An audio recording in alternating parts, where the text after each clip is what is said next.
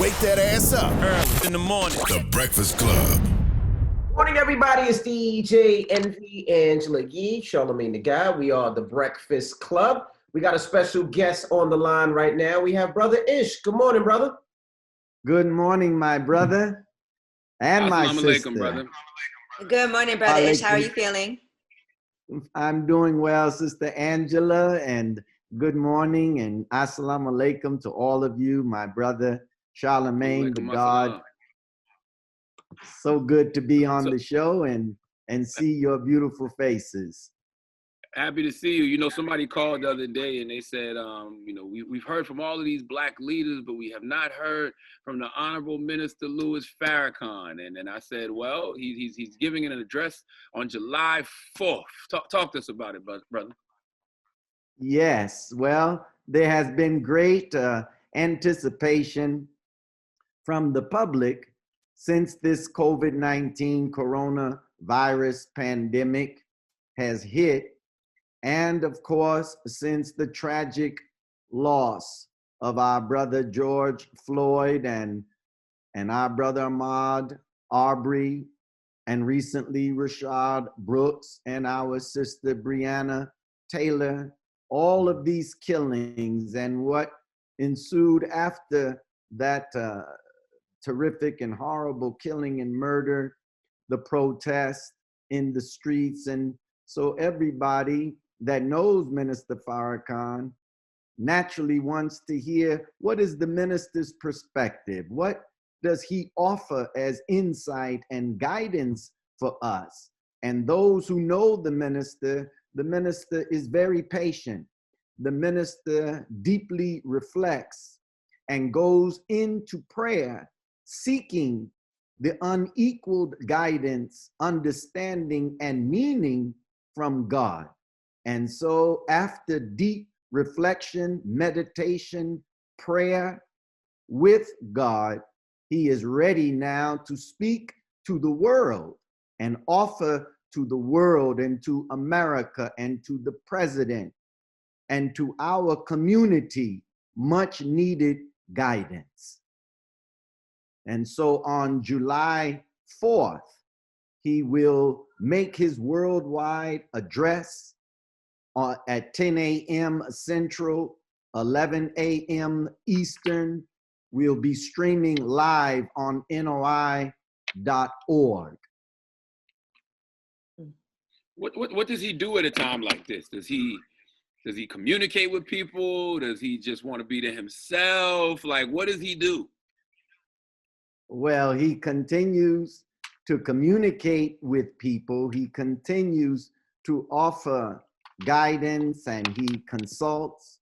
And of course, I have the great privilege and honor of speaking with him every week, that he could give me insight and things to lift on our Sunday webcast.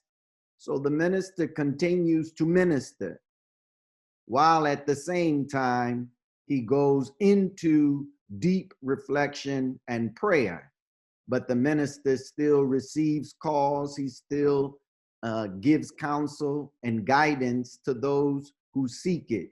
Though in this COVID-19 coronavirus pandemic, his interaction with people has been limited to just his family with him in the home.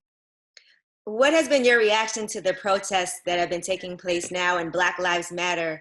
What are your thoughts on the direction that the nation's taking? Well, I do not want to preempt anything that the minister will say to us on the 4th, but it is clear that there is great, great dissatisfaction in the people. And there's great dissatisfaction not only with the Black community who have been down this road so many times in the loss of George Floyd and Breonna Taylor and Rayshard Brooks and Ahmaud Arbery. We've lost so many, yet this system and the government has not given to us simple justice. So you see the outrage and the anger coming up from those of us who have been denied justice. But what you see now is the dissatisfaction of those outside of the Black community, and they are now lifting up and wanting to champion the cause of justice that Black people in America seek. So all over the world, different nationalities you see in Paris and in England, in Russia, in Poland, in Spain, in Egypt, in Africa, even in India, in Mexico, all over the world, you see people hitting the streets, Black Lives Matter.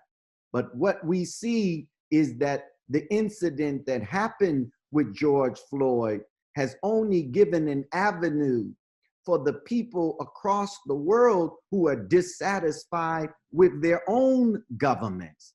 So the Honorable Elijah Muhammad said that there is 100% dissatisfaction, and the 100% dissatisfaction will bring about a 100% change. So I'm looking forward, like you and millions of others, to hear the minister's perspective and insight into these protests, into what we have been seeing on the streets of the major capitals around the world. Yeah, I'm looking You know, forward the to minister hearing him always speak as said, well. yeah, the minister always said that the white man had 400 years to rule. And I think it was around, I don't know if it's this year or if it was 2019 or 2018. He said that that was coming to an end. Maybe it was this year. Yes, well, he has been saying it from his teacher, the Honorable Elijah Muhammad, for 43 years. Mm-hmm. And he, of course, in his last public address in Detroit on the occasion of Savior's Day, talked about the unraveling of a great nation. His words were prophetic.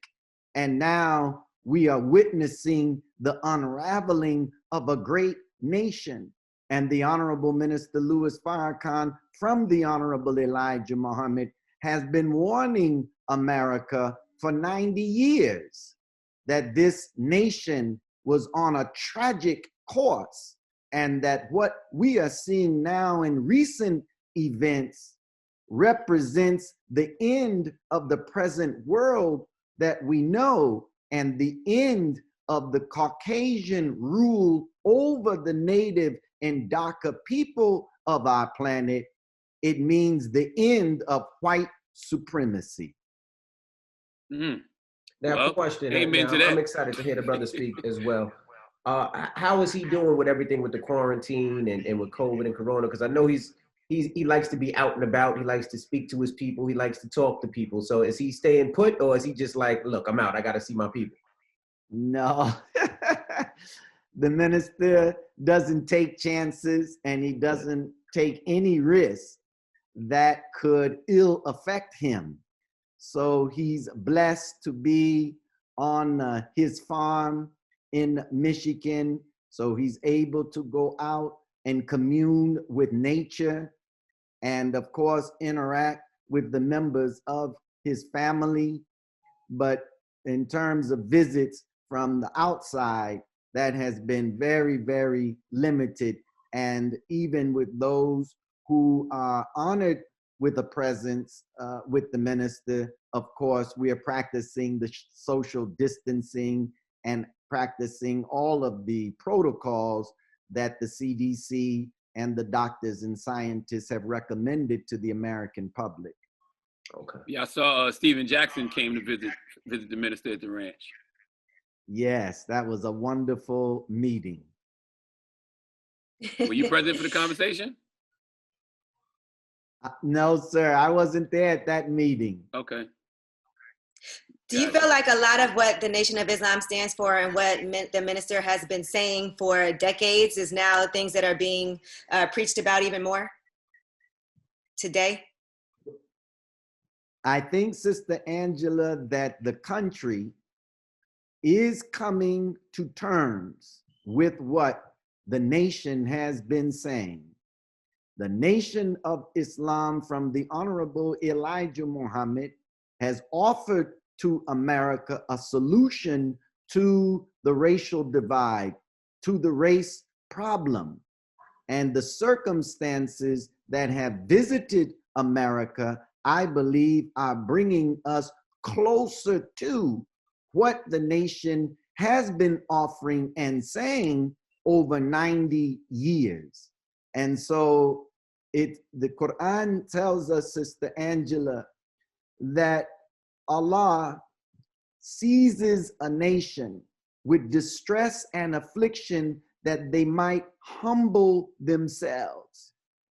And that's when he raises in a nation a messenger or a prophet. And at first, that messenger or prophet is always rejected. He's ridiculed, he's mocked, he's falsely charged. But over time, that which the prophet or messenger of God speaks to the people, the calamities that visit that nation, the distress, the confusion, and what that nation is afflicted with, humbles them, and they bring their ears to the message that the prophet or messenger of God has put into their ears. And I believe that America now is lending its ear more to what the Honorable Elijah Muhammad has said. And I believe that our people who have been most negatively and ill affected by the coronavirus and with the killing of the members of our community, that we too are now considering and weighing more carefully what the Honorable Elijah Muhammad and the Honorable Minister Louis Farrakhan have been saying to us. All right. Brother Ish, Well, tell us how calling we in can and watch the checking in, minister brother. on the 4th again. Tell us how we can That's watch right. the minister on the 4th again. I'm sorry? Oh, I said, tell us how we can watch the minister on the 4th again. Yes, sir. Thank you, Charlamagne. We'll be streaming live on noi.org. The program starts at 10 a.m. Central, 11 a.m. Eastern, 8 a.m. Pacific. And of course, there will be no speakers, an opening prayer, and shortly after that, we will bring the minister on, and we will, God willing, hear what God has put on his heart for all of us. For the Honorable Minister Louis Farrakhan not only loves his people and the Native American and the brown and the red man, but he wants to see a nation saved from its tragic course. And if I can say, Charlamagne and DJ Envy and Sister Angela, this is a nation that claims to be under God. The Senate opens with prayer. The House of Representatives opened with prayer. George Washington, in his inauguration, invokes those words, "So help me God," and every president puts their hand on a Bible. Well, at some point, a nation that claims to be under God and has the words inscribed in its currency, "In God we trust," and opens its Senate and House of Representatives sessions in prayer, at some point, the nation is going to have to come to terms with what God has to offer if America truly is asking for God's help and asking God to save her and bless her. Then at some point, the nation has to humble itself to God. And that's what the Honorable Minister Louis Farrakhan will bring us on July 4th. Is the guidance and the direction and the warning from God to a nation that is on a tragic course. And if America does not reverse its course, then it is reaching a point of no return. We look forward to hearing from the Honorable Minister Louis Farrakhan, July 4th. Tune in. NOI.org, 11 a.m. Eastern, 10 a.m. Central. 8 a.m. Pacific. Farrakhan speaks. All right. Well, thank you, Brother Brother Ish, good to Appreciate see for you, checking man. in. Thank you. And Good to good talk to to you. see you. God bless you. And hope to see you, God willing, soon in person. Keep up the great sir. work. Thank you, My brother. brother, We thank love you. you.